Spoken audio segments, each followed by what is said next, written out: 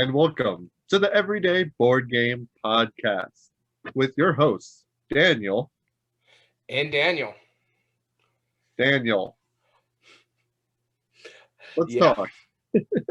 Let's talk about a little thing we were talking about before we started the podcast. Right. We got a bone to pick, don't we?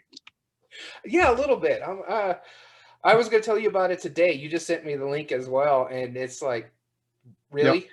I just saw it, like moments before we started streaming here. So, longtime listeners of our podcast will be very familiar with a show that we did, or that we've done a number of times, called Board Game Breakdown, where we interview game designers and break down their games and their careers and their futures. Yeah. Turns out that one of our favorite websites, Board Game Geek, is now which is where we get all our top 8 debates from. Where we get all of our top 8 debates. So I guess we have no right to argue. We've kind of used their resource quite a bit. They now have a show called Board Game Breakdown where they do exactly the same thing. I don't know how to feel about this. I mean, I don't either. They have a bigger platform, and I get that, but it's legitimately what we've been doing since, what was the first one, like June? Probably. Yep, June of last year. So at least like 6 to 8 months, at least. Yeah. So now we did put it on hiatus just because with your job and being able to do a double record like we've been doing lately, it's just easier to do the 2 main ones that we concentrate on, because it's not like all the time we can get interviews. And to us, it's more entertaining when we have, say, like a Jamie Stegmaier. Yeah, exactly. Now I'm wondering if any of our guests end up going on to their show. I'm going to be very curious to hear that. I mean, just part of me is like, I want to like bring it up. Like, we've been doing this for 6 months. Here's our past videos as well as our thing. But I don't know how to feel about this. I really don't. I mean, it's a simple concept. So I'm not surprised someone didn't do it before. But now that we started doing it, you know, there's probably like some unknown podcast that we're just not aware of that already had one before we started doing. Who knows? But that's something else. But the fact that it's doing the exact same format we did, as well as the same title. Yeah, exactly. I mean, the title does kind of speak for itself, right? It's pretty straightforward as to what the aim is. But, you know, I'll give them the benefit of the doubt. I don't think they sought us out and stole it. Yeah, we're still pretty small. We have a bit of a following, but not that much. But still, I'm not really perturbed. I'm more like, what the heck? Yeah. So I haven't talked about this much on the podcast, but Daniel knows I'm a designer of a few games. And I've had a number of games that I created years and years ago. And then suddenly out of nowhere, there's like a lot of buzz around a new game that works, looks, and feels very similar to my designs. And it's just one of those things where it's like, like Daniel is a little confused right now. This is what I live. Like almost what is it? This the simplest one for people to talk about. There was a game that you were mulling over about how you just roll meeples and it'd be like breakdancing and stuff like that. And then I'm like, they just made that like it's called breakdancing meeples, and you're like, you got to be kidding me, really? Because you've been playtesting it for a while, and then we found out that it's actually printed. Yep. It was spot on. I was already making that. Now that was one occurrence where there's been others, developing it after they were already. It was probably long developed because it takes a long time to get to the market. Mm-hmm. You know, so I'm sure it wasn't. You know, I had been playtesting it for a few months at that point. There's no way that it only took them a few months to get it to the market and to announce it. So, but there was a game that I made a number of years ago that I did a Kickstarter for that was unsuccessful at the time. And then I've self-published it on the Game Crafter, and then, you know, there's been quite a few Kickstarters afterwards that have been very similar until one was like almost like verbatim. I was like, whoa, what is this? Like it was to the point where I literally sent a link to a good friend of mine who doesn't play that many games. He's a mutual friend of ours. but he's a really great friend of mine. I sent him a link. I was like, just look at this. And it took a moment for him to load it up, and all I heard on the other side of the phone was, "No kidding." And I knew I was validated at that moment. I was like, okay, that says it all. No. My personal favorite one is I'd be like, did you hear about this one? And I sent you the link, and you're like, wait a damn minute. Oh man, but c'est la vie. This is the world we live, right? Yeah. A lot of people have a lot of good ideas, so that's validating in a way. Yeah, That means you should be. And you have things in the works, so it's not like everything has been taken away from you. Exactly. And it's not like we don't have other shows. Not saying we're going to stop our original, the OG board game breakdown. The OG board game breakdown. Yeah. The OBGB is really, we're not going to stop ours. We're still going to pursue it. But, viewers of the podcast, thank you for tuning in. Let's talk about today's episode, though. Let's stop griping about the old stuff. Today's episode. I'm actually quite excited about this one. I actually came up with this concept. I suffer from insomnia from time to time, and it just popped in my head after I woke up after 5 hours of sleep and went, that's not a bad idea. And so first thing I did, I came in, I was working on the top 8 debate for later today, and I was like, okay, it's 7 o'clock in the morning now. I'm going to send this to you because I like the concept. Today's topic is, what is the biggest game that comes in the smallest box? Yep, that's right. So, and we're not talking just literally. I mean, that sure, yes, there's a literal sense to it. Like if you have like a game that is like just so many components miniaturized and packed in a small little package. Itty bitty little box. Yeah, itty bitty little box. Yeah. I mean, like that's one thing, right? But we're also talking like, what are the smallest games that pack a huge game experience too? Yeah, that packs that punch. Mm-hmm. And the thing is, and we'll talk about it mainly when we get on my list here too. Some of these games we talk to them and say, hey, yeah, they're good filler games, but even a filler game can have a lot of depth in them, and we'll talk about it. I have a few of those on my list, and we'll talk about it because there are games that could be small and be played in 30 minutes, but still give you a whole lot of depth. Yep. Yeah, absolutely. And I would say yours and mine, our average game scale for anybody who is not familiar with us, we normally aim for about medium to heavyweight games. I'm more so like anywhere from light to heavy. Honestly, I'll play just about everything, but I probably go for more medium, middle, maybe a little lighter than that weight. What about you? I don't go too heavy. I mean, I like some heavy games, don't get me wrong. I like Brass, and Twilight Imperium is pretty heavy if you think about it, but I'm more medium weight. I love the worker placements. I think one of the heaviest designers I can get into is Uwe Rosenberg, and I like his lighter fare more than I like his heavy games. So right. Yeah, exactly.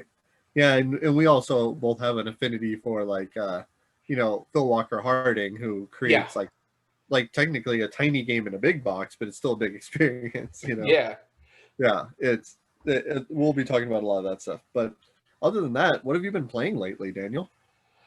So I have 3 games on my list. One of them, and I've actually talked about them a lot, but this is what I was able to get some gaming in with my wife this weekend, and these are what she wanted to play, and I love playing these games. So the first game I am going to talk about here is Aquatica. I actually got to play a multiplayer version of this one. So I've talked about this last week about playing solo version of it. I was able to actually get her to play it. And yeah, you know what? It's really good with other players. I think it's seeing with all player counts 1 through 4. It's phenomenal. It's real simple. You have one main action. You play a card. You're going to do whatever that card says. That's the action. But you have many free actions that you can do before you play your card as well as after you play your card. So you can use your manta rays to give you more money if you're going to recruit someone. You can use, if you have locations, you can use them and exploit them to give you those locations, give you coins or attack power if you're going after a different location, or banking power points and stuff like that. There's a lot of free stuff that you can do, but your main action streamlined is you play a card and do what it says. Very simple. but so good. It is well produced, but my wife has a problem with the mantis. She thinks they're painted backwards. So you have your flip side, which is the normal side that you'll see when you after you use their powers, you flip them over, and that's your player number. And there's some that everybody can train later on. It bugs her that she wants them to be reversed. This way, their tails are pointing in the right direction when you put them on the board and stuff like that. I get her on that one. So normally I like to voice my opinion about the games, but I'm just going to go straight to my first one that I've been playing. I first got to try Aquatica this weekend. Yeah, it was the very first time, and I was like, I've been curious, and a friend brought it over, and I actually played it for the first time, and oh my goodness, did that game go fast. Yeah, it's a very quick game. Yeah, it says an hour on the box. I think I forced the end of the game in 20 minutes. Yeah, especially at 2 players, it goes really quickly. I think with 4, it might go slightly longer. You don't know because there's a lot going on. There's a lot more cycling. People are making cards go here and there. But yeah. No, it goes quick. Yeah, it's absolutely brilliant. Yeah, I like it a lot. Hey, a friend of ours, Nate, is joining us. Thanks, Nate, for tuning in. Yeah, Aquatica is absolutely brilliant. I couldn't agree more with what you said. It was insane how quick the game went by, and it was one of those things that it's so well produced. Yes. For something. This is a game that honestly, if it didn't have all these other components to it, it could be a small box game that gives a big footprint because right. Oh, absolutely. There's so much room in that box alone for expansions. Yeah, no, that's one of those games that as soon as I finished the first time, I kind of wanted to play it again. We had other games to get to, but oh my goodness, yeah, I will next time we get a chance to play it. I'm in. 100%. I told you. I think this out of all the games that I've played, this is the one I think you would like the most, and I wasn't wrong. Now was I? Nope. It did. It scratched the itch in just the right way. Yeah. Yeah, same. I can't wait for the expansions to come out here as well. Nate was talking about it. Yeah, it's because it's such a good game. Yeah, couldn't agree more. Cool. So maybe I'll just jump into my next one. Go ahead. Okay. The next one I played was Marshmallow Test, which I had been very curious about. Basically, it's a standard trick-taking fair. 100%. There's 5 different suits or colors of cards, and they're numbered 1 through 12. If you're familiar with trick-taking games, you know how to play Marshmallow Test mostly, because almost everything in it is just standard trick-taking. Play a card, everybody else plays in suit. Highest of that suit wins, unless there's a trump card, in which case that beats out whatever suit's being played, and the highest one of that suit wins. Here's what makes it cool. The way you score points, it's set to whoever gets 20 points first. And that could be mid-round. If somebody goes out and gets more than 20 points, they win immediately. You don't finish the round. It's not whoever gets the most points. No, you're done. It's very strategic in that very last round because of it. And what makes it cool is that when you go out, depending on the number of players, we played a 3-player game, which means once somebody scores 4 tricks, then they go out.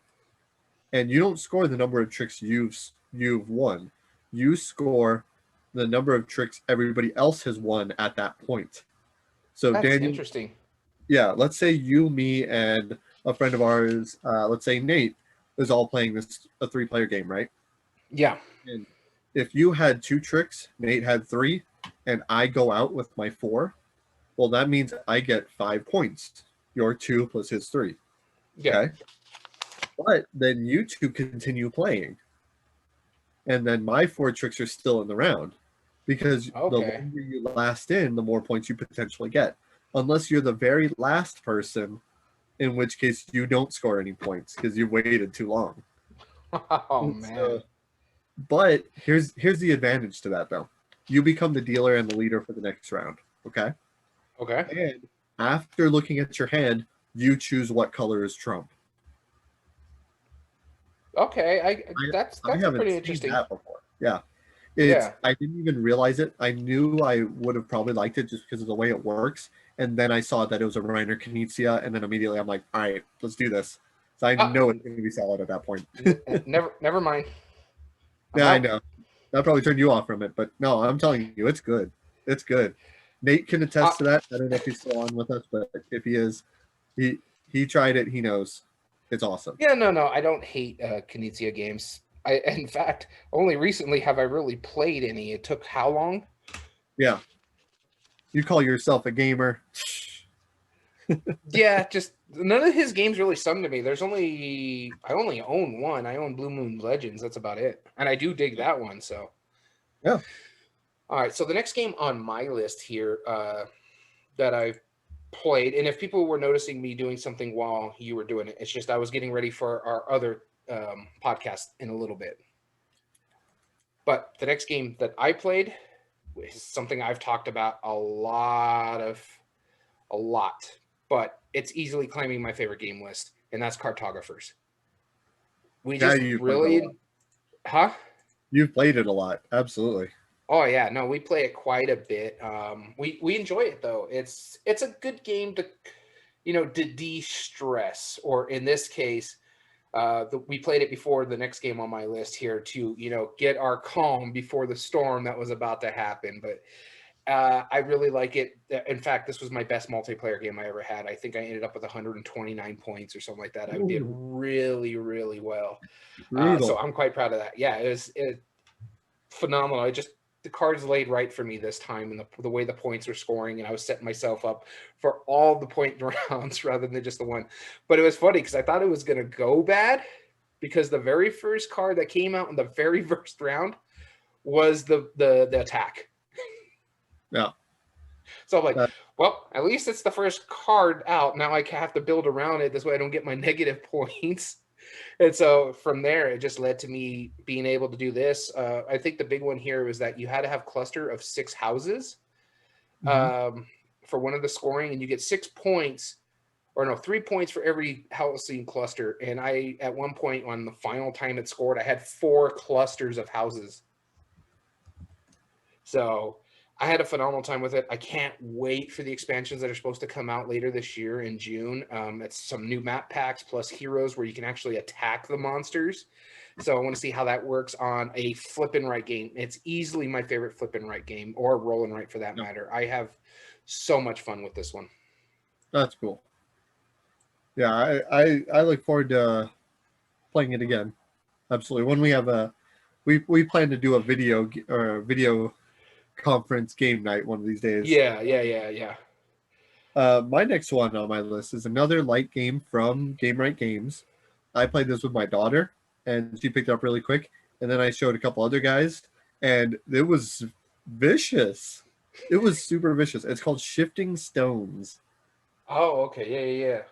All there is there's 9 tiles that are called stones, and they look like stones. They're nice embossed and glossy and everything. And like the sun has the moon on the opposite side. The birds have the fish on the opposite side. The horse has the wagon or the carriage, and I'm trying to remember. Oh, the seed and the tree. Those are the opposite sides. And there's more of some than others. And all you're basically trying to do is fulfill patterns on your cards for points. Very simple. But you can also discard your cards from your hand to shift tiles around or flip them over, trying to arrange these patterns.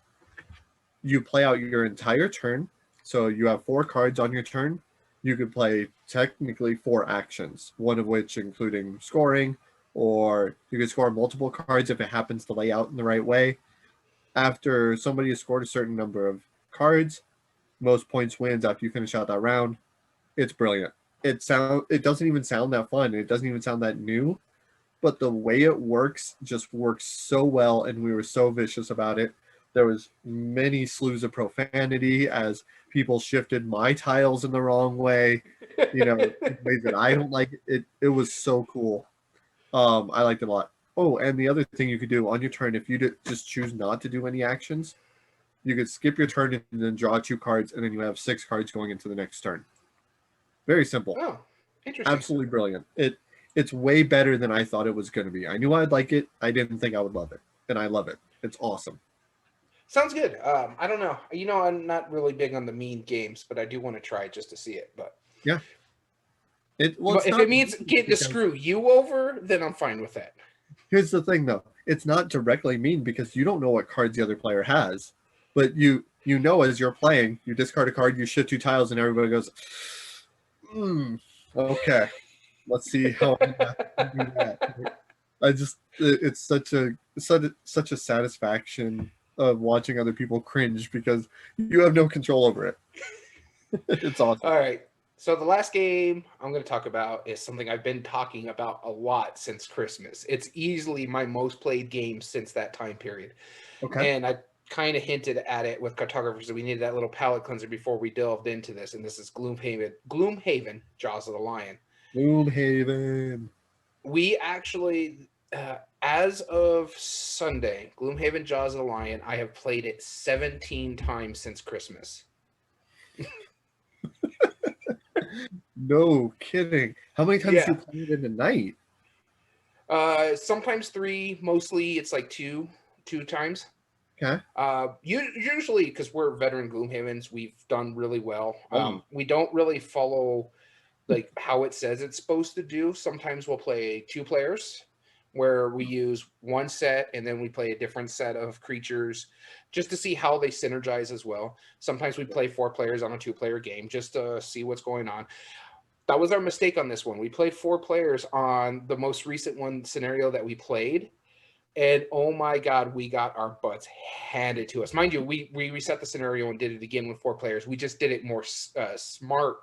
Or like, we're like, okay, we need to concentrate on these rather than worrying about this situation over here. Let's get this done first or else we're screwed. And so that's what we had to do. It was so difficult. It was so hard. We barely won. Two of the characters were exhausted by the end of the round, and we still had 2 more going in there. They only had a couple more turns before we finally defeated it. It was after we finished it, we looked it up online, and it's the hardest scenario everybody has said so far on BGG or anything of that. This is the scenario we just did is one of the hardest scenarios in Jaws of the Lion, especially at 4 players. It's just it was fun. We had a great time. We were getting frustrated at times, but not like in a bad way. We're just like, what do we do? We've almost played this perfect, doing what we needed to do, and we could possibly still lose. And I'm like, that's the best feeling in a co-op.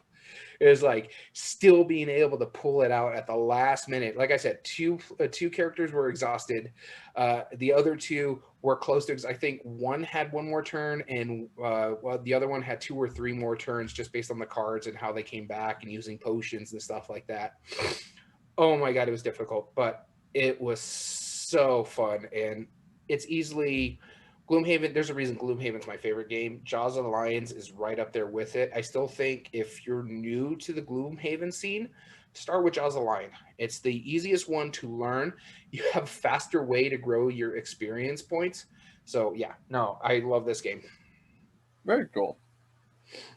Very cool. And I'm going to be, I still need to get back to the table. It's sitting right here, right there. And one of our mutual friends owns it. He's been playing it solo, and he even said that this is climbing the top of his list as his favorite games of all time. Wow, as a solo game. As a solo. He's been running it solo, and he's like, yeah, it's getting up there with like Champions of Midgard and there's like Twilight Imperium and stuff like that. He really enjoys those games, and he's like, this is getting up there. This is ticking up on my list, and I'm like, yeah, I love Gloomhaven just because of how in depth this is. Yeah. Okay, that makes sense. My last one is I'm going to be flexing the Cult of the New muscle right here. All right, you're one of us now. I played a game that, thanks to my friend Nate, who's in our chat, thanks to him, we played a game that very few people in this country even have. It's so hard to get right now. It's super, Cult of the New. It's a phenomenal game. It's called The Lost Ruins of Arnak.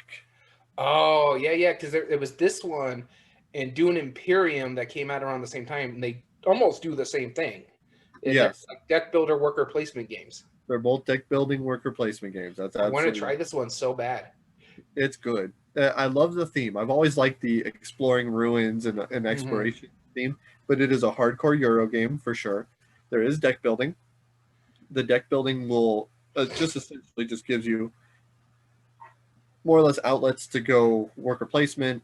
It's kind of action selection in a way. I think the deck building is a lot like farther back on the scale, whereas like Dune Imperium, it's a lot more focused on deck building because your deck determines where your workers go. Well, yeah, It's because there's a really lot more military that you have to deal with too. right. Yeah, exactly. So they both work pretty well. I would be curious to see which one you would like better. I believe you would like the conflict in Dune Imperium more.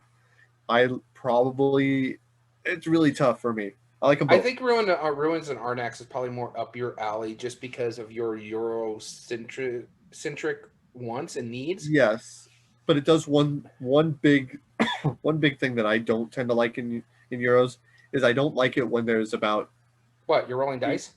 no there's no dice in this. There's about No. 8 different resources for different reasons. Like you Okay. have compasses and gold, and you're getting cards, and you have work replacements, and then you have tablets, and you have arrowheads, then you have other pieces and bits and stuff. It's not as bad as I'm making it sound, but it's just that there a lot of some of the pieces didn't make it immediately obvious why you would need. It's like, oh, well, I need to do this upgrade in the tech tree, and I need 2 tablets and an arrowhead. Well, I didn't feel any sorts of theme, and why do I need an arrowhead and 2 tablets? Like, what situation am I encountering that needs a compass and an arrowhead at the same time? Like, am I just have to really calculate my aim? Like, I don't like. Then why is there a gold coin too? I don't get that. And rubies. I forgot about rubies as well. Yeah, it's okay. I really do enjoy it. I just that's the only thing I don't tend to like is when there's so many different types of resources and there's not a clear reason why you would want them. Okay. Yeah, Minor well, quibble. That's the only thing I have to complain about it, if anything. But really, if you like Euro games, if you like the heavier Euro games, like I would say if you like stuff like Underwater Cities or just really any other CGE Euro game, then yeah, you need to try speaking Lost of World. which, we talked about this earlier. I did pull the trigger. I am getting a big CGE Euro game coming in through the ages. Oh, very cool. Yeah, and I haven't said on the podcast that I just got Millennium Blades Collusion expansion I in. saw that picture. I really do need to try that game. Oh my goodness, this might be the reason to try it now because I spent probably 2 hours yesterday sorting cards, getting it organized, and I haven't started the expansion content yet. That was just the base of the first Kickstarter expansions. Oh God. Alrighty, so you ready to get into this topic? Yeah, let's do this. This was a really cool topic. I'll give you credit for this. I enjoy the mess out of this because you know how much I like. I was one of the big fans of micro games.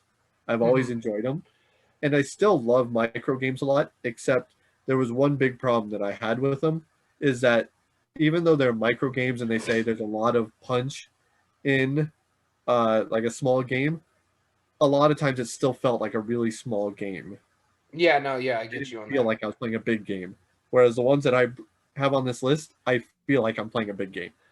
Yeah, most of my games on my list, yeah, I feel that. Even like I said, even if they're most considered a filler, there's still a lot of depth in it. Mm-hmm. Absolutely.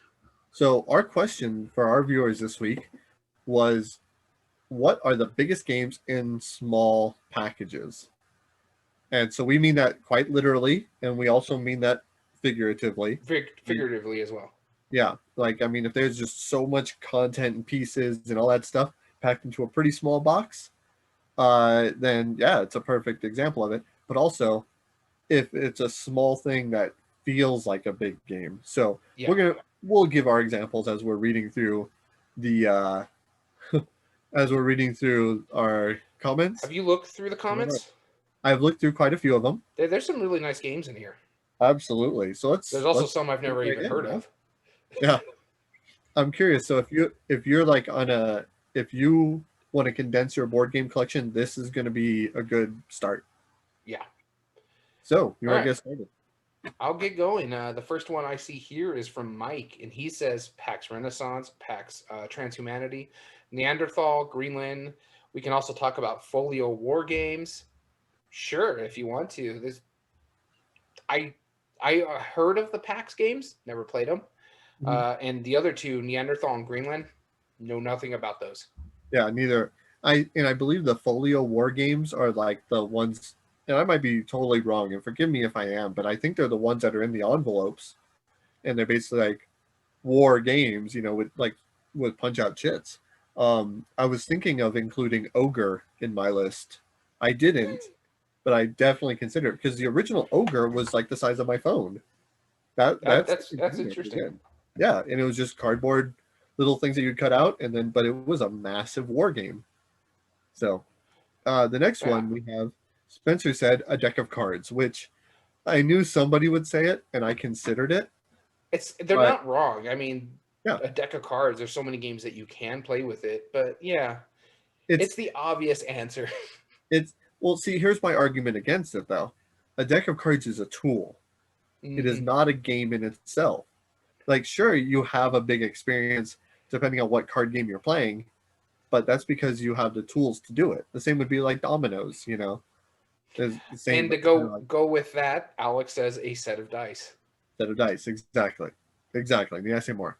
But then Andy went on with our idea and knew where we were going with this. No offense to Spencer and Alex. Actually, no, their answers all both make really good sense. I don't mean to put it, I didn't mean for it to sound like I'm putting them down.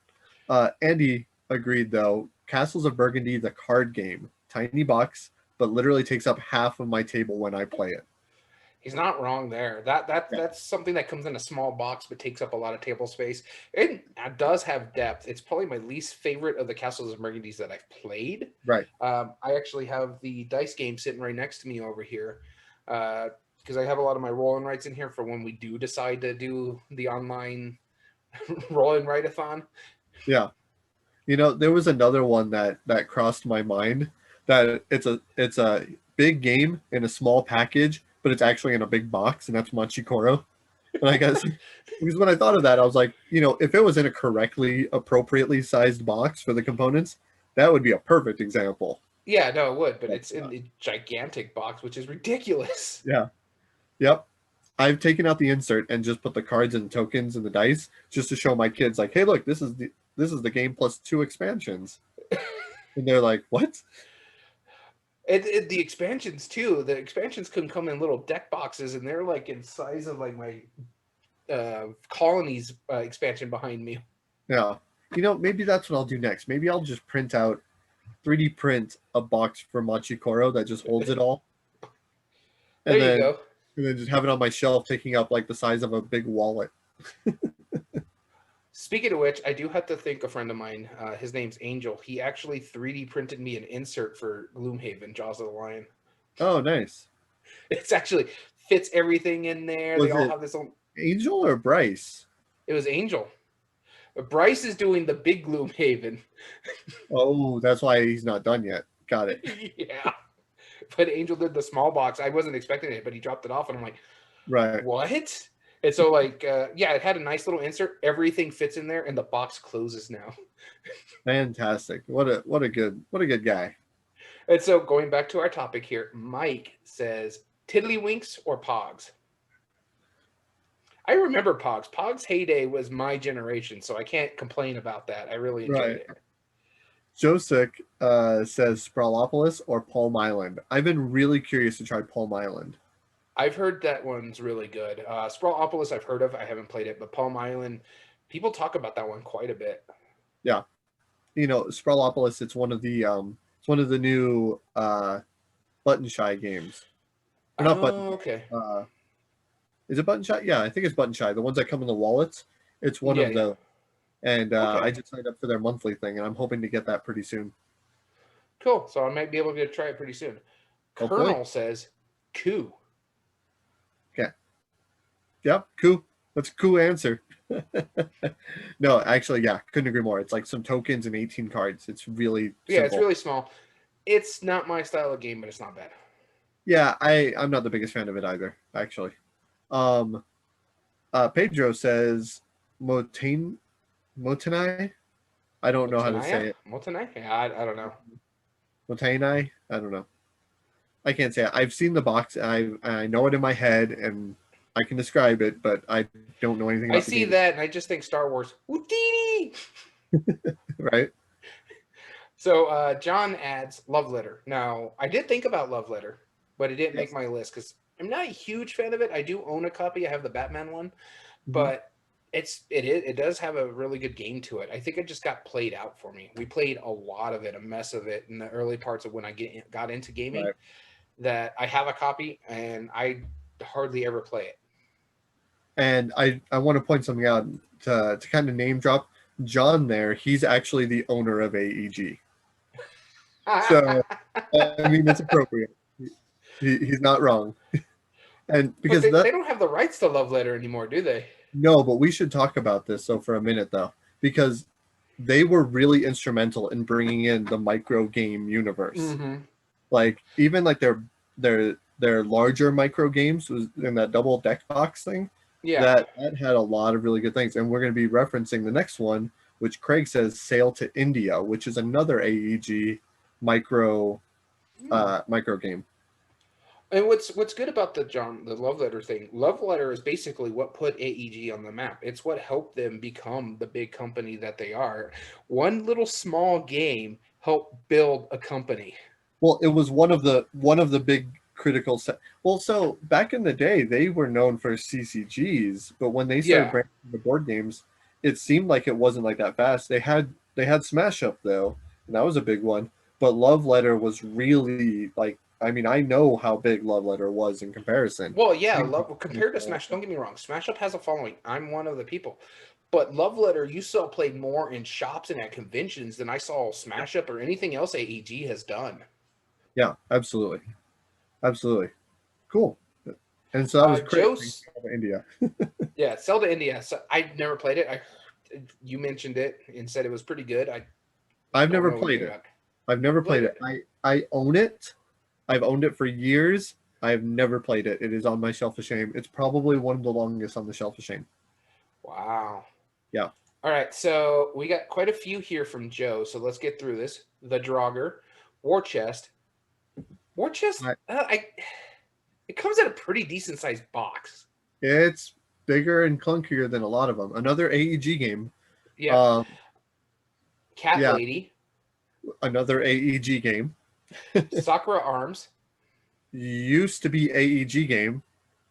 Biblios. I really like that one. That's the one I've actually played out of this list. Yellow. Sakura Arms is now actually it's now actually owned by Level 99, our friends up in Albuquerque. Oh, okay. That's pretty cool. Yep. Elamet. Never heard of that one. Hey, speaking of AEG, the original version of Valley of the Kings. Yep. You know, and this was also another one of those that didn't make my list. I can honestly say it didn't make my list. It was really, I wanted it to make my list. I just couldn't do it. If I was gonna go with a deck builder, I would have gone Hero Realms or Star Realms, really. Next on the list here, Gloom. Okay. I personally don't like that game. I didn't mind it. I understand why people like it. To me, it was a bit bland, but hey, to each their own. The next one on the list, though, I love. It didn't make my list, but yeah, Walking in Burano. Another AEG. And finally, Shards of Infinity. Not an AEG. But Shards of Infinity, you've been trying to get me to play. It's basically a pseudo-successor to one of my favorite deck builders. I can't think of the name now. Ascension. Yep. I wanted to say Descent, and I'm like, that's not it. No, Descent is not a deck builder. No, it's like next level up from Ascension. It's the same designers. Very good. But I wouldn't really consider that a small box. I mean, I guess you could. Like, Monchicoro could fit in a small box. I think the expansion fits in the base box, and it's significantly smaller than a Munchkin box. And it's a full 4-player builder with like dials and stuff. Okay. So, not small. Or it's not big. It's pretty small for what it is. William says Tichu, which is like the classic trick-taking game. Speaking of trick-taking games. I own it still. I've never gotten a full play of it. Huh. So I'm just going to say the next two because it's the same game. David and Joseph both say Innovation. Never actually played that one. No, I've been wanting to. Max says Paladins of the West Kingdom. Now, they're not on my list. They do come in smaller boxes, but they're pretty much standard for Garphill is what they're called. Garphill games is those small square boxes, Shimfield type style games. Mm-hmm. How Paladins of the West Kingdom sits in that box is beyond me. That needed a Ticket to Ride size box. So much so that currently on Kickstarter right now is the expansion for it with a big box to fit the expansion in the base game together. I'm sure the big box is just a normal size board game box. It's like the Hansa Teutonica big box. Put up and sit down and point out. Like, no, it's not a big box. It's just a normal box. They have the audacity to call it a big box. Marcus says import-export is up there. Paladins of the West Kingdom isn't small box per se, but a lot packed in. Yep. Yeah, I can't argue that point. Jay says Arboretum. Arboretum, yep. Brian says Fleet Dice, which I have not played. I want to. I keep hearing good things about that one. So, finally, or Daniel represent says Decio Sea Adventure, Tiny Epic Galaxies. Yep. Tiny Epic Galaxies. I totally hear that one. David says NADPod, not another D&D podcast. Outstanding stuff, my dude. Okay. Alrighty. So Beverly says Ultra Tiny Epic Galaxies. Yep. I don't disagree with her on that one. Bradley says second on PAX Renaissance. Evan, this is what we were talking about. Any of those Garphill games, they managed to package all that in little boxes.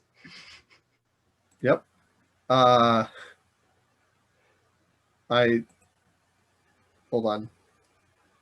Set a Watch? I don't think I'm familiar with it.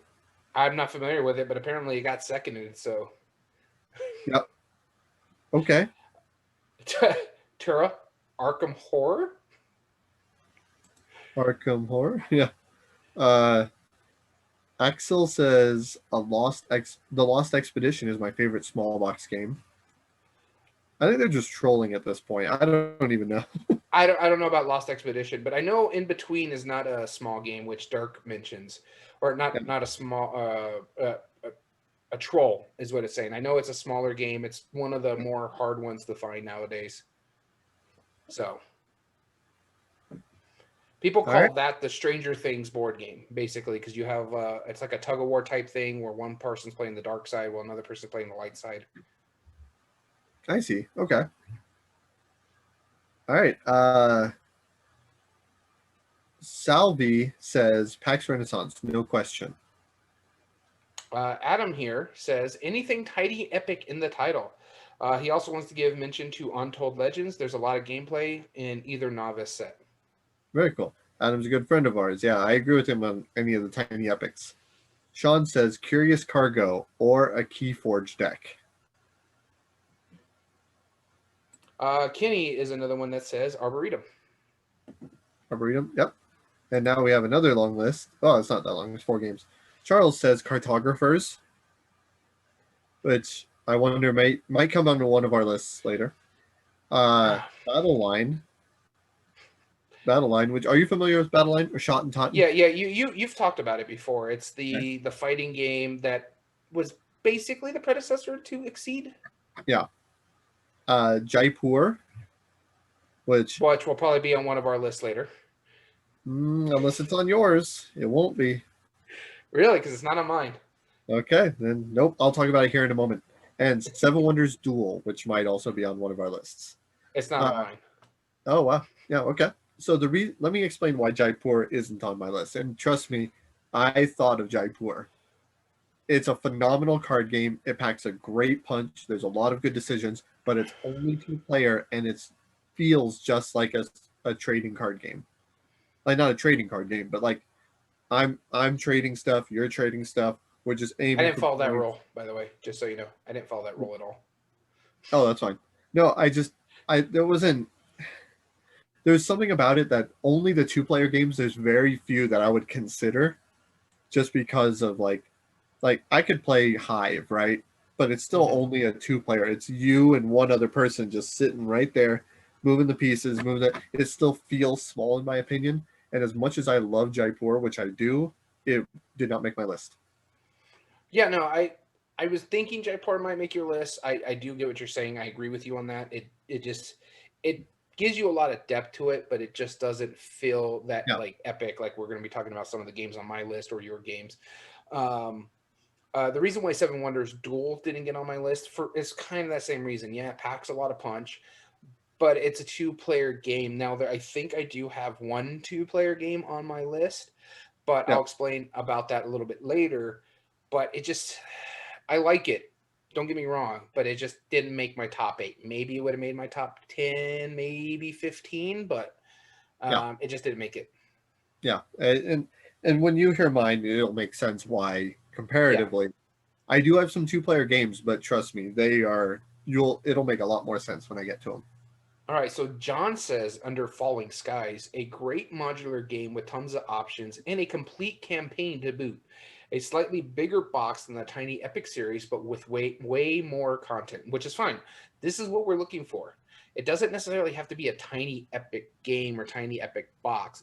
We want something that comes in a small packaging with either a lot of content or just a really big depth. Yeah, absolutely. And I agree with that. It was originally just a 1-player game with a couple dice and 9 cards, I think. It was like on a 9-card challenge, and I used to have I made a printed version of it. It was pretty neat. I liked it. Andrea says Tiny Epic games always come packed with great content, quality pieces. Love them all. Yeah, I can't disagree with that fact. Glenn says, just for the fun factor, I would have to say my favorite super portable game is Cosmic Wimp Out. The entire game is 5 dice and is super fun with a lot of replayability. Yeah. Juan says Neanderthal is an exceptionally bigger game than its small footprint would lead you to believe. So this is the second time we've seen this. I need to look this game up. Yeah, absolutely. I need to also. Couldn't agree more. George Gutto says 2 rooms and a boom. Yeah, that's especially a big game because it takes up 2 rooms worth. 2 rooms. No, it literally, because I've heard people talk about this. Never played it myself. But yeah, it does take up a lot. Yeah, I want to try it one of these days for sure. Because I'm a big fan of Keep Talking and Nobody Explodes, the video game. And so I can't wait to try this one of these days. Rick says Tiny Epic Quest takes up a lot of table space. Actually, most of the Tiny Epics take up a lot more table space in relation to the box size. He's not wrong there. Yep. Jason says 8-Minute Empire. Yes. Becky, I agree. Becky says, I really enjoy Love Letter and Lovecraft Letter, but that isn't a small package, and you can fit the entire thing in a little red bag. Yeah, no, I can't disagree. Like I said, Love Letter was there. It's not on my list because there's other games on here that I enjoy a lot more. Yeah. So now we've explained why a lot of these aren't on our lists. In fact, quite a few more that I thought were going to be on your lists are not, except for one that I basically knew was going to be on your list because you've already talked about it today. So now the question is, let's take a look at our list and explain why they are on there. As always, we have 4 each that we pick, but then we always wiggle in 4 more honorable mentions each. So we'll be talking about at this point. It's a top 8 for us, honestly. Top 8, yeah, but it's funnier this way, Yeah, but we have just that arbitrary limit for no reason, But yeah, we have a top 8 explaining why some of these games are on our list. Daniel, how many of yours were listed? I'm just trying to remember. I have 1. No. Technically 2 or technically 3. 3? Okay. Yeah. Out of all of your top 8? 3 out of my top 8, yeah. Only, I'm gonna say only one of mine. Okay. Only one of mine. And I was really kind of surprised because I was pretty certain that they wouldn't say it, but they did say it. So, with that being said, let's jump into it. Daniel, do you want to go first or do you want me to? Do you have the Coin of Doom? I do have the Coin of Doom. I do have a coin of said Doom. I can find out. You want to go tails as usual? Tails never fails. Coin of Doom dropped. Hold on. To the floor of Doom. Of course it did.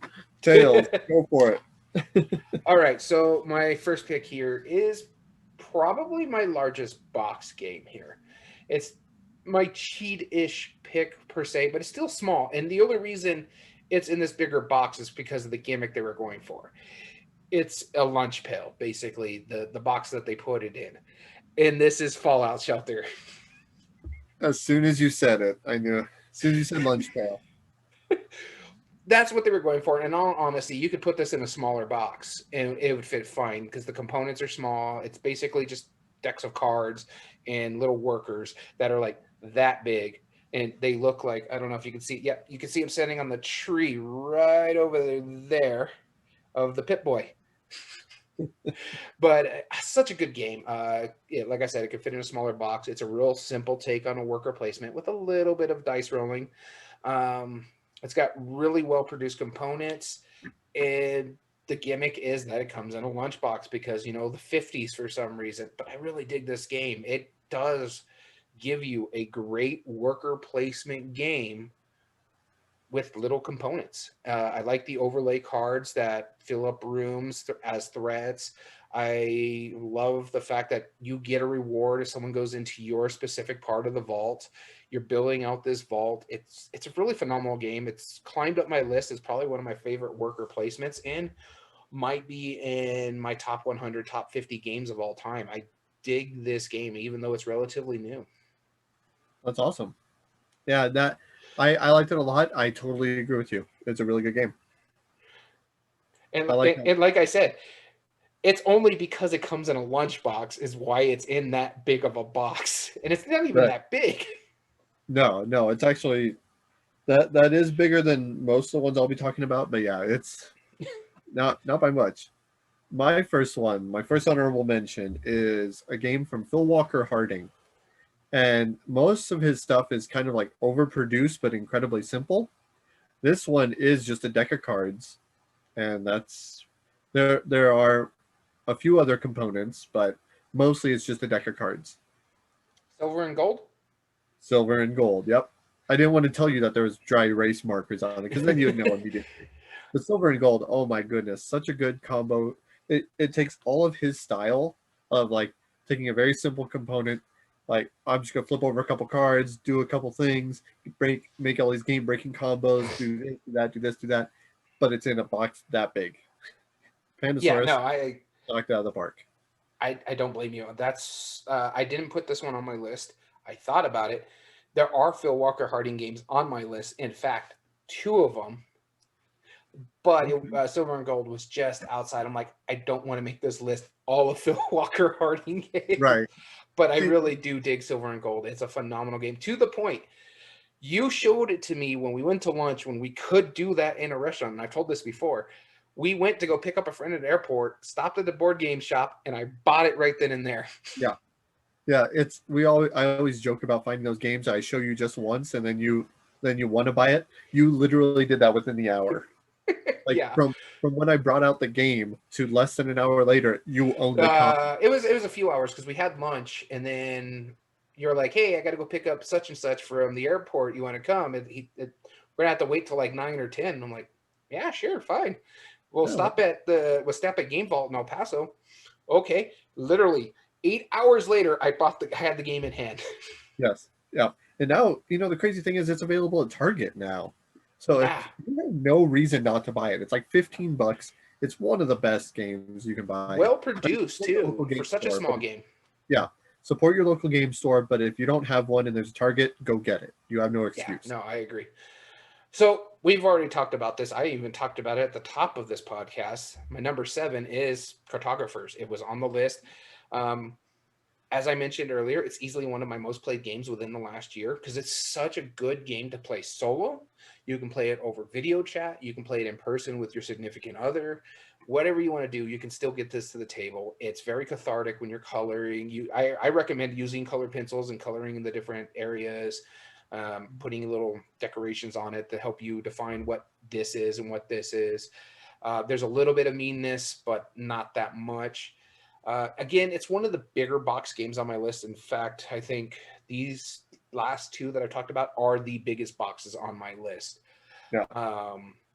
It's easily my favorite of the flip roll and write genre. As much as I like Welcome to, this one has just really jumped up there. Mind you, it's a lot because of the playing that I've done with it, but I also like the fact that it's polynomial, so I have to figure out how the puzzles, and I'm not constrained. I can put one thing over here in this corner and then go build off over in this other corner because someone decided to put monsters in that little corner. I can do however I want. Now, one of the expansion packs that are coming out doesn't allow you to do that because you're underground. So you're like dwarves or something like that, dungeon dwelling and stuff like that. So you have to build off something you've already built. So, I like that. But a very cathartic game, very fun to play. Cartographers. There you go. Cool. Good choice. My number 7 is the only abstract strategy game I have on my list. And that's because, and it's on my list for 2 reasons. Mostly, I really strayed away from abstract strategy because you can put a small game in or a big game in a small box. Excuse me. But they always feel small because once again, it is that 2-player. Normally, an abstract strategy is that 2-player, like, ooh, I'm going to move these pieces, I'm going to do this, it feels like you're playing with something small. This abstract strategy game is slightly larger than the size of a wallet, and it plays up to 4 players, which is why I decided to put it on. And that's Cinco Linko. All it is you have talked about this before, yeah. 30 or 60 tiles, 15 of each player's color. They're just square tiles, and they literally clip on like one of the mountain climbing clips. So you can hang it on your backpack or hang it on your belt loop, carry it with you, and then bust out a full abstract strategy game that plays really consistently with 4 players.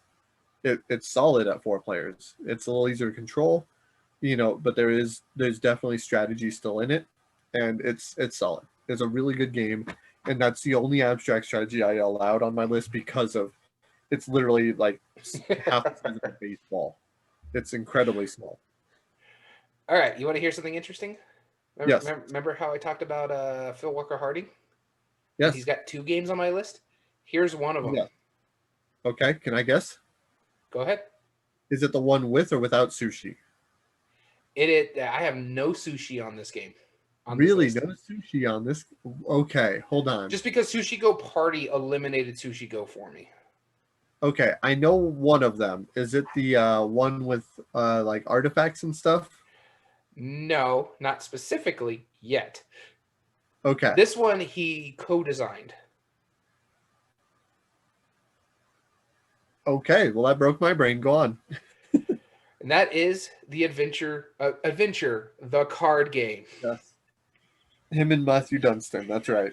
I forgot about that. My pick specifically for this is Monchicoro. This is something I just recently started playing, and it was funny because I was sitting up there, like I said, it popped in my brain. I was sitting because insomnia and I was awake, and I just happened to look down because I had rebuilt the deck because I was going to lend it to a friend if they wanted to play it, and I was like, oh yeah, this is the game that caused this idea to pop in my head. Yep. And that's specifically Monchicoro. It's a point and click adventure card game, but it's a campaign game. You get to play it over 3 different scenarios. So you can either pause it and come back to it later, or play the entire thing, which can last about an hour and a half or so. And it's so good. It doesn't really lend itself to replayability, but I mean, if you like escape room deck games like Deckscape or Unlocked or even Exit stuff, this is a phenomenal game. I think you would have a good time with it. I really dig this one. I'm glad you told me about it. I was like, okay, well, the first one I bought, I had to get just over 100 for I can get the free shipping for Miniature Market. So I'm like, it's $10. All right, I'll put it on the list. Let's see what happens. And I fell in love with it. This is such a great series. I've played 2 of them so far. I've played the Dungeon in Monchicoro. I have the Volcano waiting to be played. We just haven't busted it out yet because, like I said earlier, we've been playing a crap ton of Gloomhaven. But yeah, phenomenal game. Really enjoy it. Cool. Yeah, I'm kind of sad that I didn't put this on my list. That's a really good choice. Couldn't agree more. It's a full like dungeon explore, like in a mega small box. It's a point and click adventure. If you like the Myst games growing up or anything like that, it's basically what it is. Hey, I'm going to go look at this card. Let's see what happens. Yeah. Phenomenal game. Couldn't agree more. My number 6 is technically a cheat. Technically, because what it does is it takes a big game, and I also have 2 games on this spot, and I'll explain why. It'll make perfect sense in a bit. But you take a massively large game and you condense it down and make it tiny, and that is a combination of Pandemic Hot Zone and the Ticket to Ride mini series, the City series. I don't blame you on that.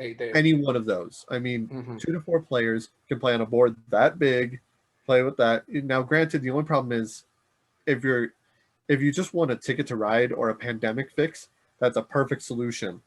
But it's only 15. Like you and I, when we first played it, we played it in 10 minutes. 10 minutes. We played that game really quick. I had a great time with it. I don't disagree with this pick at all. And you can find these like in Target and Walmart. If you can't get to your FLGS, you have them there. So yeah, so you have no reason not to buy it. Exactly. Yeah, you need to pick it up. You need to try it. I have all 3 of the Ticket to Rides, and I have the Pandemic one that literally came out at the beginning of the pandemic. What's even funnier?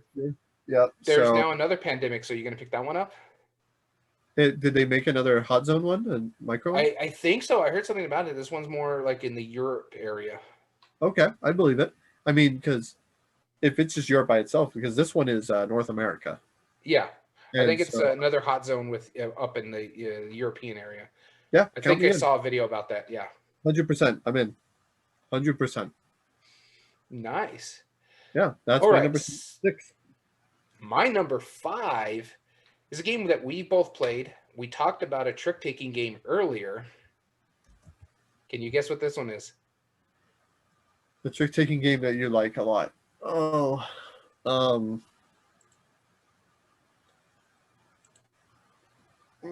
I mean, there's so many that I could pick, but okay, here's another guess for you. I had to import it all the way from the UK. Oh, The Crew. The Crew. Yes. How did I not remember that? Yes, The Crew. I like this. I'm a big trick-taking game fan. You know this. We play a lot of trick-takings together. I think we're the biggest trick-taking fans in our group. Oh, yes, absolutely.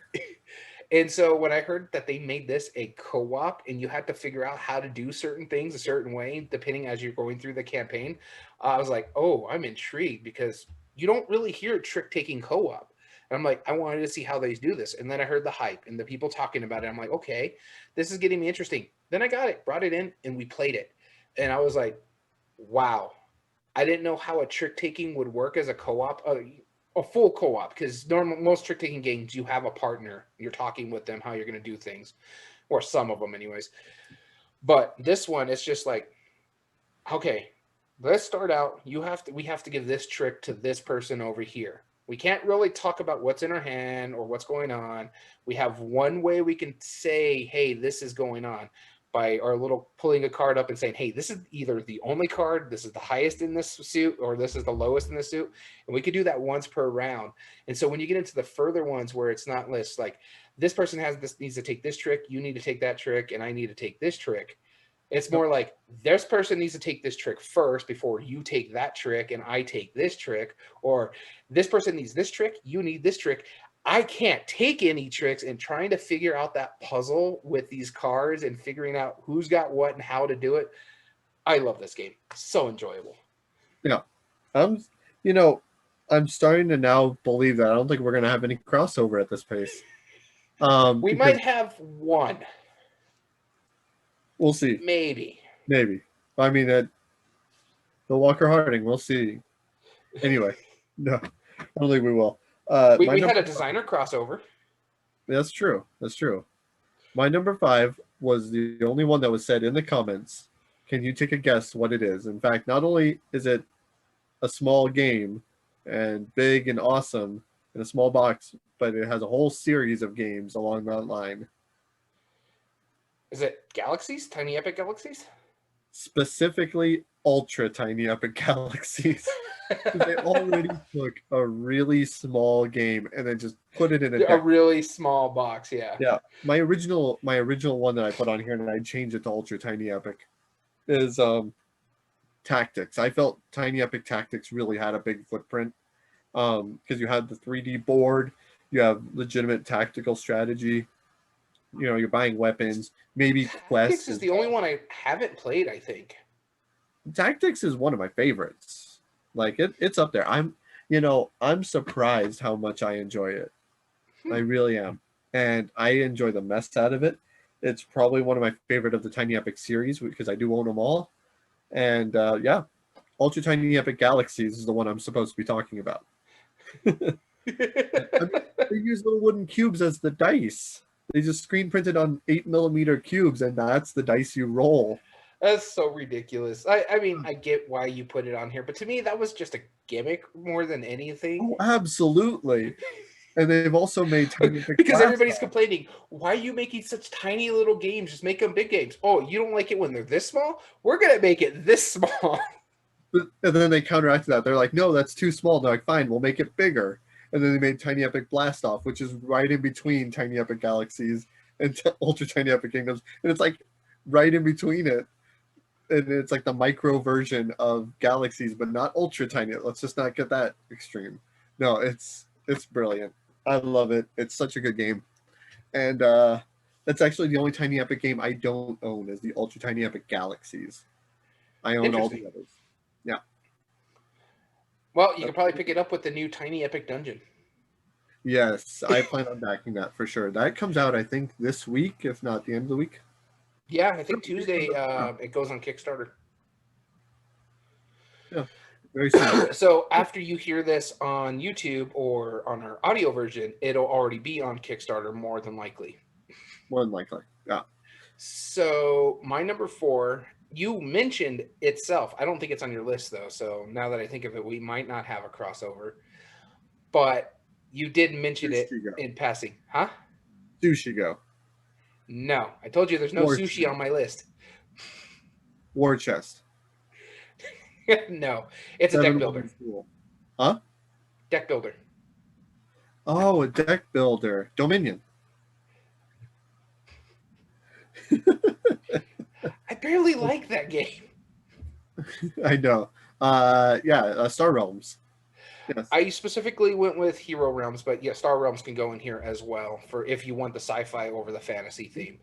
It's a really good deck builder for as small as it is. It comes in a small box. If you go Star Realms, it literally comes in a deck box, the original version of it. I got Hero Realms because you can play 4 players out of the box on that one. And it's basically a tiny epic size box. It's really good head-to-head deck builder if you're playing the two-person version or the four-person version. But then you get another small box and you get a co-op story mode. And they just did a second one for just that part right there, if I remember correctly, recently. I think so, yeah. Yeah, it's really, really well produced with good card quality. I like how different factions can synergize with each other. Like the red faction can synergize real well with like the yellow one or the blue one. I can't remember exactly how it is, but yeah, no, I had a really good time with this one. I really, really like Hero Realms, and it's a small box deck builder that gives me that deck building feel. Very cool. Yeah, good choice. Yeah. I like I said, I didn't put it on my list. Just because I didn't want to put any deck builders. I don't know. Deck builders still seem small to me. My number 4 is it's in a box slightly about the size of maybe One Night Ultimate Werewolf. It's around that size, Yeah. Big, a little bigger than like a double deck box, maybe like quarter deck box. But this one is about hiking, and the earlier you get up, the more beautiful scenery that you can see. I don't know if you're even going to be able to guess this one. If you want to take a crack at it. Well, the only thing I can think of is trekking, but I doubt it's that. Not trekking, and it's not parks either, in case you were thinking that one. Oh, that's in a pretty small box compared to how big the game is. It is specifically Sunset Over Water. Never even heard of this one. Brilliant game, and it has some of the most beautiful artwork. you have like these little meeples that look like they're lying down and lounging and stuff, and you're visiting all these sceneries, which are the size of cards. You're moving them around. The each time frame that you get is earlier in the day, but also limits how many action points you can get. The earlier you get up, the quicker you are, but the fewer points and the fewer things you can get done throughout the day, which technically is not how time works. But that's a minor detail. Either way, it's brilliant how you're moving your people around, getting certain scenery, trying to fulfill objectives. It's just super smart. Each of the different cards are just absolutely gorgeous. I think the art is by Beth Sobel, if I'm not mistaken, which now, this was before like she started really taking off and being like one of the most well-known artists. It's very simple, amazing game. Sunset Over Water. Oh, that's quite interesting. Never heard of it. Might have to try it. It sounds pretty good. Yeah, I'd gladly bring it over. All right, so my number 3 game on my list is the second Phil Walker Harding game on this list. You kind of mentioned it, the first guest. Yeah. Archaeology, the New Expedition. I love this game. It's beautiful. It's got great art. I love the variability with it, where you can pick the different monuments to put out there, and it does different things with the treasure map, so it gives you a new feel every time you play it. It's so small that I could fit it in one of those photograph box and keep it with all my other small card games that I have, just to save space, because I only have so much limited or so much shelf space. Putting it in there just helps me out so well. So yeah, Archaeology, the New Expedition, trying the best way to figure out how to use your tents to block from a sandstorm, how to use the thief. Do I go for the person over here who has 6 cards in their hand and I know there's something good in there, or do I go after the guy who just picked up the mummy? And I'm like, it's one of those 2 cards. Which one is it? Oh, right. Great, I got Pot Shard. But yeah, it's phenomenal. There's a lot of strategy in it that you didn't think was really in a small card game. And for a filler that everybody considers a filler because it plays in 20 minutes or so, depending on the number of players, it's phenomenal. This can hold up to 6 players at that. Yep. Just for a small deck of cards, it could hold up to 6 players. I love it. This easily had to go on my list. Very cool. Yeah, no, I don't disagree. It made my short list. But once again, it doesn't feel, I don't know, it just didn't feel big to me. My number 3 is the last one the only one on my list that I do not own. And it's a Euro game I just tried maybe a week or 2 ago. And it comes in a very small package for what it is. It's from a company called Devere. And Devere kind of makes their games like fit in a small package, but they're kind of big anyway.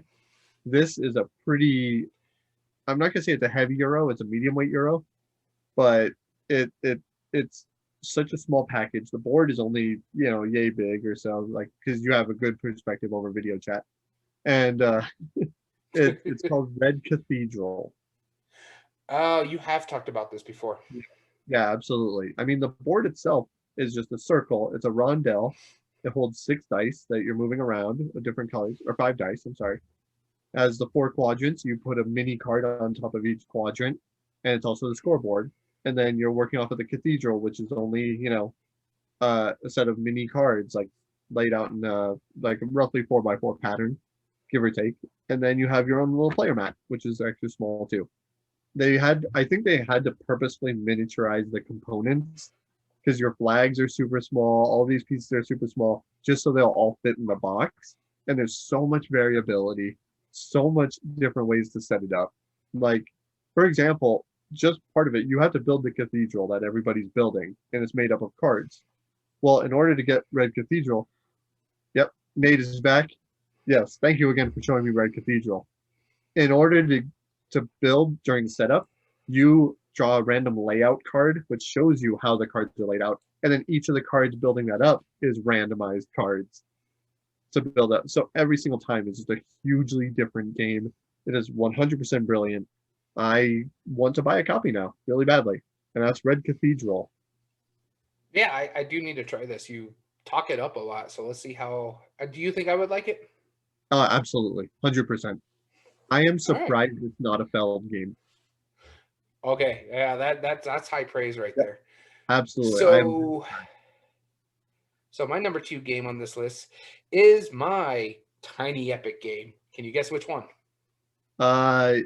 Do you like Galaxies that much? I like Galaxies, but it's not my favorite Tiny Epic game. Because my favorite is Defenders, but I mean, a lot of people don't consider that the favorite. It's got to be Tiny Epic Zombies. Tiny Epic Western. No, that's the one. That's the one. Tiny Epic Western is actually my least favorite one. It's everybody's least favorite one, unfortunately.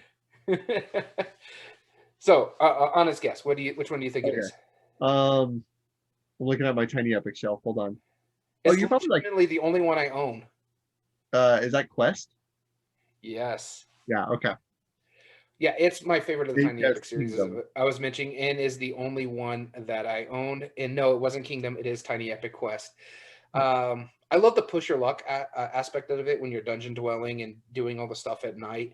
I love the kind of Legend of Zelda feel I get with it. I love the movement cards. I know a lot of people have problems with the way the movement works. Like if you use this one, you go around the map. If you use this one, you have to go either straight up, down, or you can go this way or that.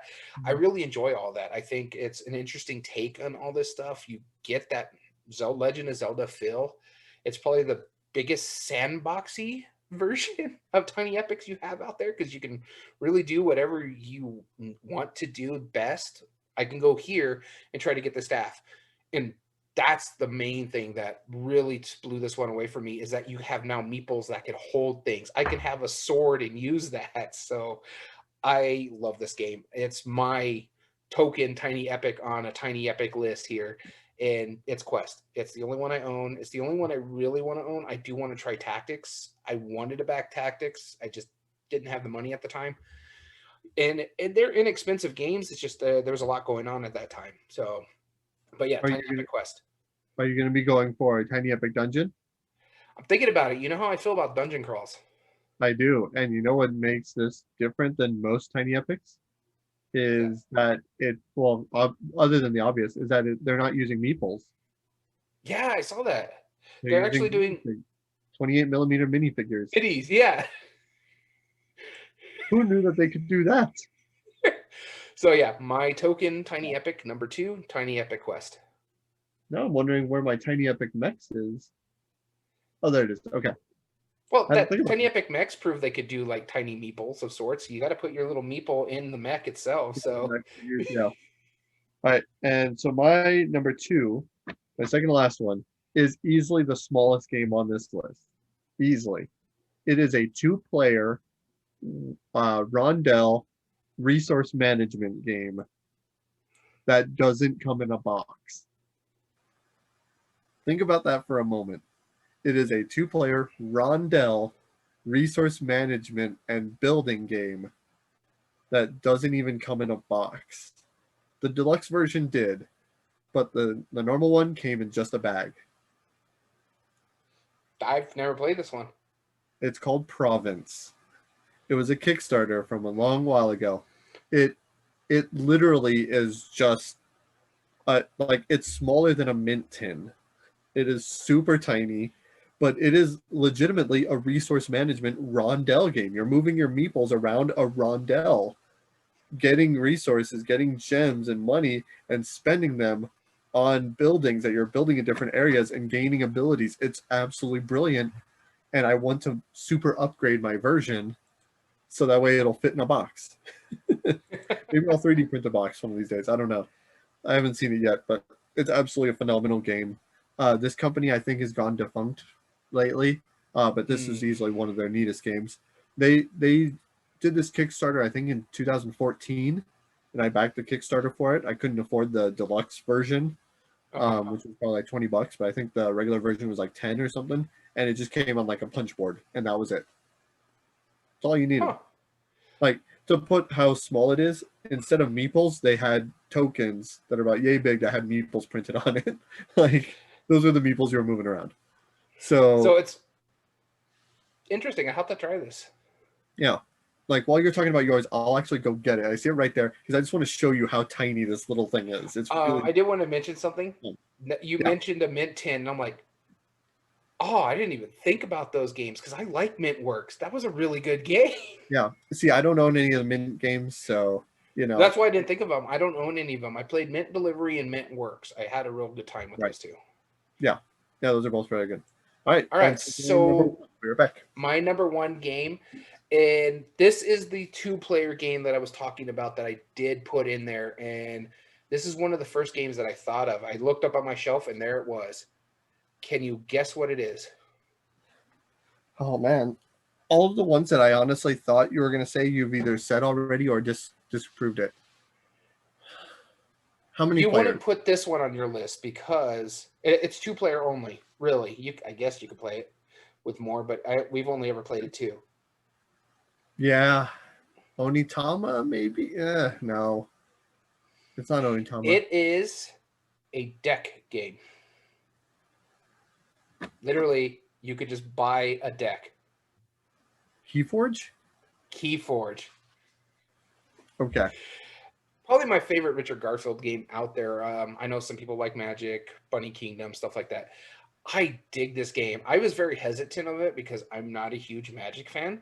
And then you're like, dude, you just got to try this. You got to try this. And then I tried it, and I really enjoyed it.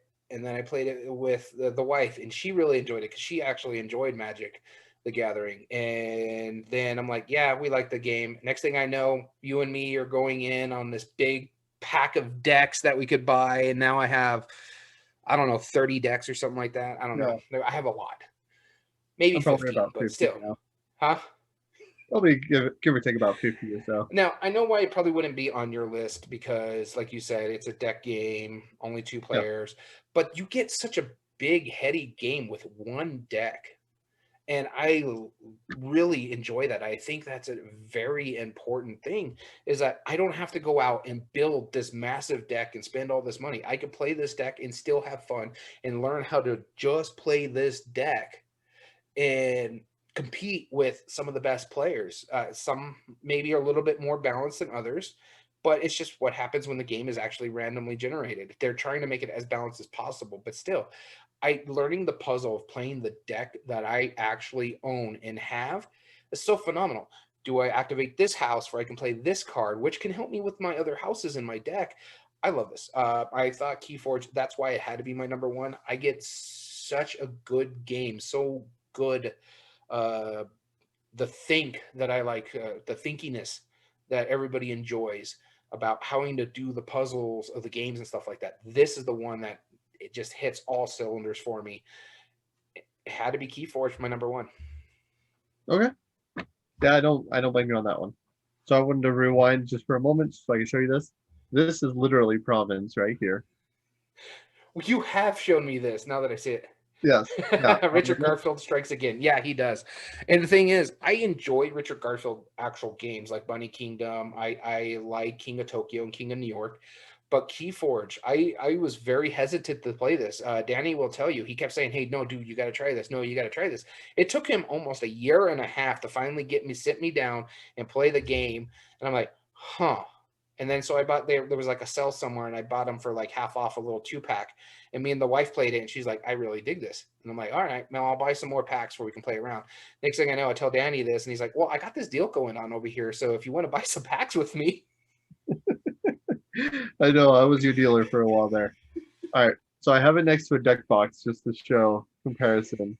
So I want to show you, like, literally, this is absolutely ridiculous. Always with the show and tell. No matter how many times I get on your case about this, this is an audio podcast as well. Yep, look at this board. I love the way this looks because this is the rondel. This is literally the player board, and it's a board. There's tokens inside the bag. That's the whole game right there. It's awesome. One that I wanted to give a shout out to that I would consider putting on my list because it was similar to this concept was Coinage by TMG, which is literally a card, and then you play with pocket change. Your pocket change, yeah.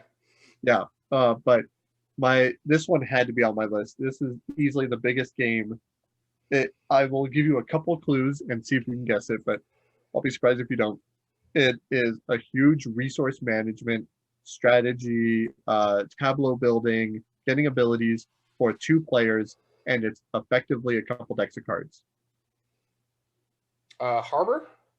Nope. It is only 2 players. Harbor did cross my mind though. Harbor's the only one I think that's that really small with the resource management. It's in a slightly bigger box. Yeah, I don't know, unless it's like Seven Wonders Duel. No, it's on the 2-player Cosmos line. Well, that really narrows it down for me. There's a lot of 2-player Targi? Targi. Yes, Targi. It had to be. Targi is easily the biggest game in the smallest box. I mean, yeah, I'll give you that. Expansion in there as well, and I have the deluxe bits, and everything's upgraded, and it still fits in that little box. Everything fits in there, but it's such a heady game. It's so much strategy. There's so much to do. There's multiple strategies to win. There's different ways to get points. There's tableau building. There's abilities. There's comboing. It is everything a Eurogamer won in a tiny little package. The designer of that is absolutely brilliant when he came up with it. No, I can't deny you that Targi was a phenomenal game. I really do enjoy it. I want to play it again. I just haven't been able to get it to the table. My wife has not been intrigued by it. She's looked at it and is like, not something she wants to play. Mind you, we got Gloomhaven for that, so I'm good. Right. And you want to talk about a game coming in a small package and giving you a bigger game. Gloomhaven Jaws of the Lion comes in like a quarter of the size of the original Gloomhaven. So there you go, a small package. Sure. I know you wouldn't have, but I still kind of half expected you to put it on the list anyway. I thought about it to be like honorable mention, Gloomhaven Jaws of the Lion. Right, exactly. Yeah, and there's other games that cross my mind, like from Thing 12, the Dice of Crowns, Dice of Pirates, those crossed my mind. Also Magic Gathering crossed my mind too. So so Magic didn't cross my mind because of Keyforge. I'm like, get that out of here. But there was Arkham Horror Lcg crossed my mind. I really do enjoy that series. It's a lot of game in a smaller box. It just didn't make my another one. The short list for me was Fox in the Forest. Yeah, Fox in the Forest. Flip City crossed my mind as well. Yeah, I thought about Flip City too. I do enjoy it. Pixel Tactics was another one that crossed my mind. So anybody in chat, do you think of a small game that comes in a big box? Yeah, feel free to bring it up now. Wait, let me take a big game that comes in a small box. Small game that comes in a big box. Monchicoro. Yes. Technically Monopoly. or because my wife's a fan of so very wrong about games says Seastead. I've actually never heard of that one. Yeah, I have heard of it. I haven't played it yet, but yeah, I've heard that it's so fulfilling inside such a small package. Thank you. So very wrong. Thank you for Absolutely. And don't forget to follow as well. I'm trying to think. The original Nuclear War came in a really small package too. Well, yeah, you put it in an actual ammo box, which I find hilarious. That should have how they packaged it. That should have been. No, but the original one was about the size of like Trash Pandas or Tides of Time. Like one of those small card boxes. That's the original, or one of the original style. Oh, another one I think I just saw on my board over here. The Game. It's a really decent, thinky, heady game trying to fill out the numbers properly. I have a phenomenal time with that one. Yeah. Oh, I can see one behind my head. I just can look at the box cover and it still makes me shudder. And I can't believe I didn't think about it earlier. Hanabi. Yeah. Yeah, I just saw that over your head right now. I also consider like games like Noir, Bonanza, Guillotine. Yeah, there's a few others along those lines. Yeah, I thought about Bonanza too. I mean, a La Isla. No, Nate's not wrong there. It does come in a smaller box. I didn't want to do any of the Aaliyah games because those are pretty much their standard size boxes. I wanted to go smaller, but yeah, that one did pop in my mind. And we've talked about La Isla. I don't think it gets enough love. Yeah, absolutely. So, viewers, thank you for chiming in. We're going to finish this episode. If you're watching us live, hang out because we're about to film another episode right back to back, maybe possibly if we're awake enough. And then if you ever wanted to join us in chat, like Nate and So Very Wrong About Games, please do so. You can always join us live. Currently, it's been Monday evenings on twitch.tv/everydayboardgames. As well as you can find all the video re-uploads on YouTube under Everyday Board Games 2020. And if you like what you see, do us a favor and give us a like or a subscribe. It really helps us grow. Absolutely. And you can always email us directly if you come up with an idea or anything, or just want to reach out and say hi and we're not live. Email us at everydayboardgames2020@gmail.com. You can also find the audio versions of these on most podcast platforms under Everyday Board Games Podcast. We're on Spotify, Google, Amazon Music, and Podbean. We are working on iTunes, but for some reason they don't like our picture. And you can also find us on Twitter and communicate through us through there at EBG Podcast. And so we want to thank you for tuning in. As always, I've been Daniel. And I've been Daniel. And we want to thank you for watching Everyday Board Games. Have a good one.